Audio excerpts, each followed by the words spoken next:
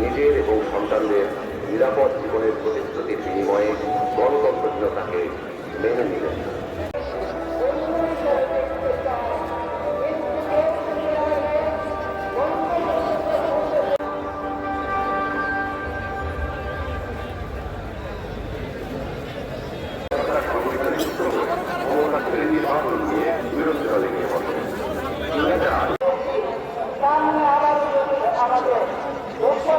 ভারতের অধিকারের জন্য সংগ্রাম করতে হয়।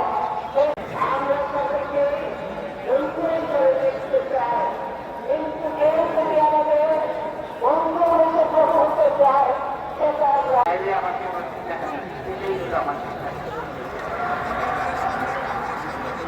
এই দেশ 96 সালে নির্বাচন করে অল্প কয়েকদিনের জন্য সংসদ অধিবেশনে বসে তত্ত্বাবধায়ক সরকার সংবিধানে যুক্ত করে ক্ষমতা ছেড়ে নির্বাচন দিয়ে বিরোধী দলে গিয়ে বসে আপোষ করেছেন, যেটা না করলে কেবল গণতন্ত্র নয়, বাংলাদেশের স্বাধীনতা সার্বভৌমত্বই বিপন্ন হয়ে পড়ত।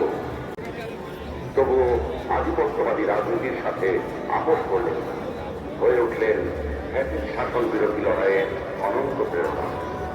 ভূমিকা রেখে ভূষিত হলেন আপোষহীন নেতৃত্ব।